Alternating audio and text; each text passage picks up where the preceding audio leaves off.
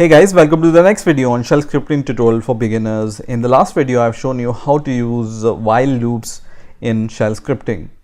Now in this video I want to continue using the while loop, and I'm going to show you some of the tricks which you can use with while loop.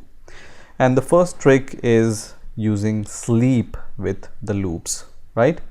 So as you know, this code I have written in the last video, and this prints the value 1 to 10 on terminal, right?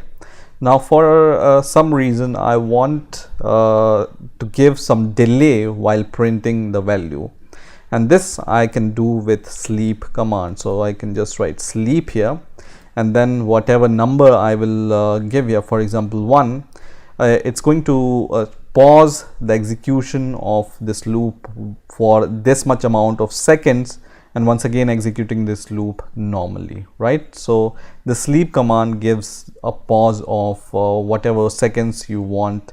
You can write here. So if you want 2 seconds, you can write 2 seconds or whatever seconds, right?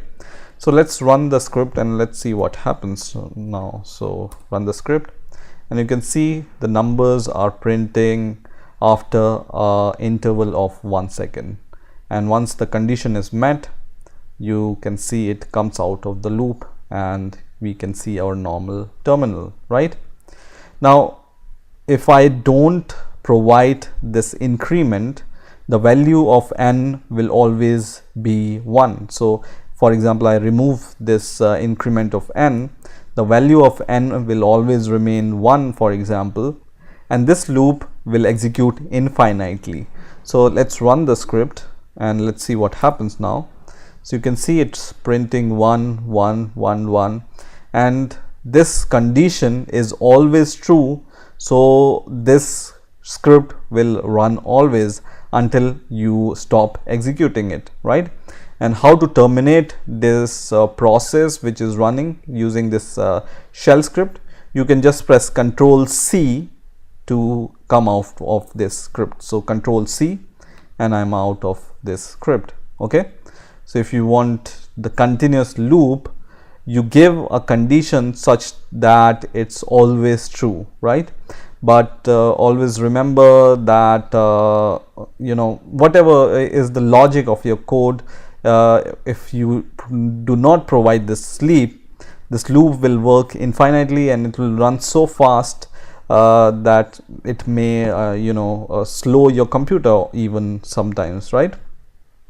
So this is the first trick. Now the second trick I want to show here is how we can open some terminals. So for example, I want to open 3 terminals, so I will just write, instead of 10, 3 here, and I want to open a terminal using my bash script, right?